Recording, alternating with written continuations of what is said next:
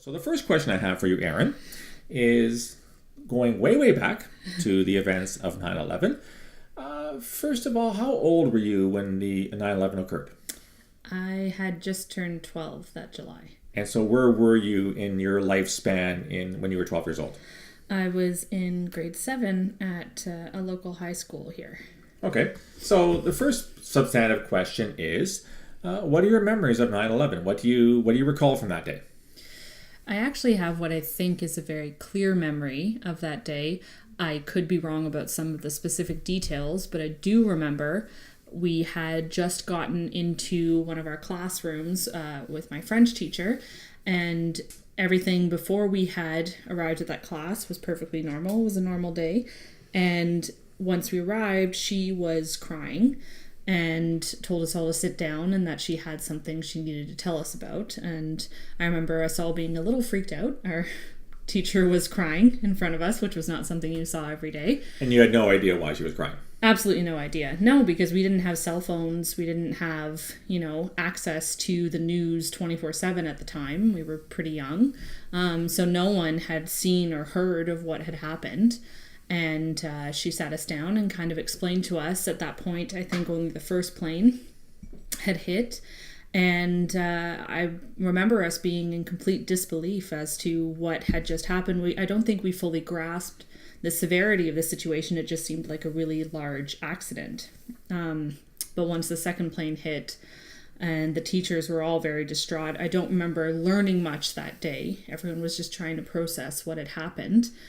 And I remember after school walking home with one of my good friends, and I actually ended up going to her house instead because my dad was not going to be coming home. So I went to her house until my mom was home so that I wouldn't be home alone, basically.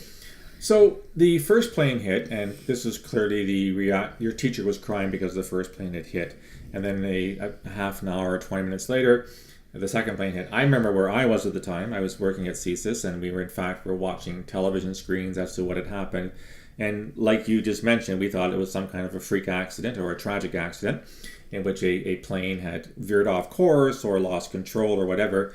And then as I'm sitting there looking at TV screens, we see the second plane come in and basically deliberately drive into the other tower. And at that point, we know it's not an accident. It's either an incredibly freak, 2 accidents in a row, there's something more serious to it. Is that kind of your memory of that day from your perspective when you were made aware that in fact this was not an accident, this was something more serious?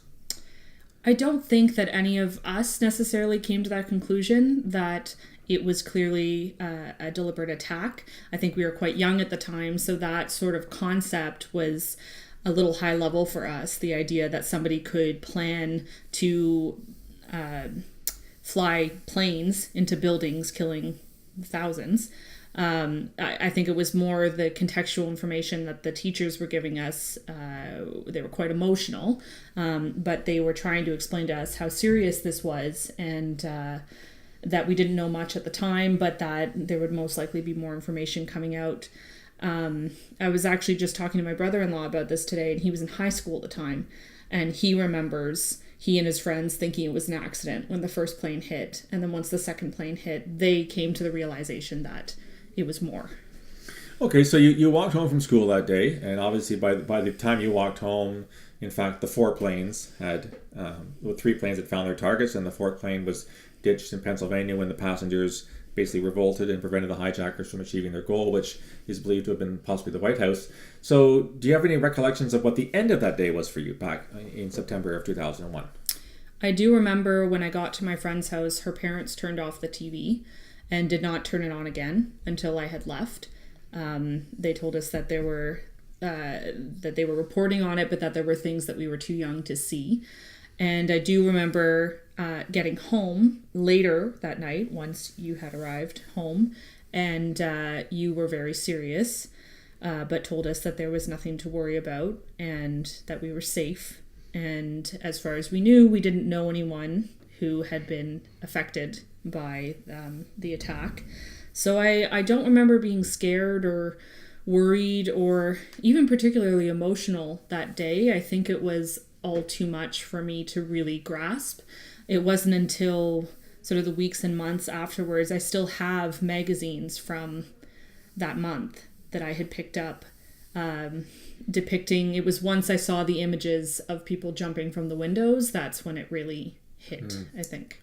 I find it interesting that you have recollections of me telling you it's okay, something very bad has happened, but don't panic, don't feel afraid here in Canada. I have no recollection of telling you that. But then again, the immediate weeks after 9/11 are a blur to me because I wasn't home much of the time. Yes. So it's fascinating to hear this from your perspective, that for whatever reason I had the wherewithal to say it's okay, we don't have to get in a car and go somewhere. So that's quite interesting. So that was a long time ago. Yes. You don't work in counterterrorism. You don't work in terrorism. Much to your chagrin. So this is 2019. What does terrorism mean for you today? I mean, how often do you think about it? How often do you read material on it?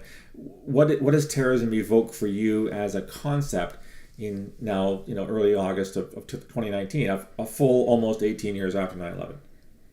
I think now it doesn't really bear much of a role in my life, other than the fact that I read your blog posts, and that is kind of my way of keeping on top of what's going on around the world. I think when I was in journalism school, I learned about it a lot more and was kind of I had to be on top of the news every day. So at that point, I was really taking in all of the events and attacks that were happening all around the world and kind of how big this issue was.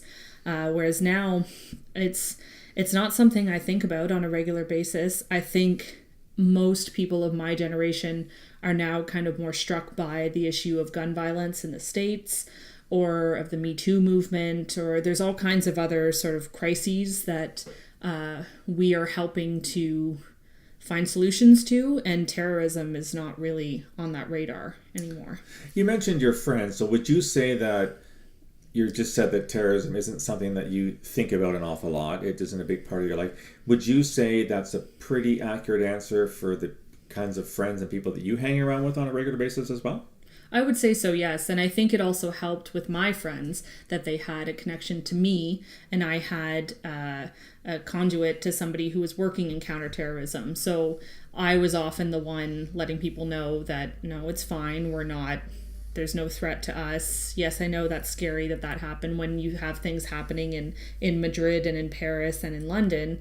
But I was often one of the members of our group that would just kind of bring people back to a realization that doesn't mean we're in danger.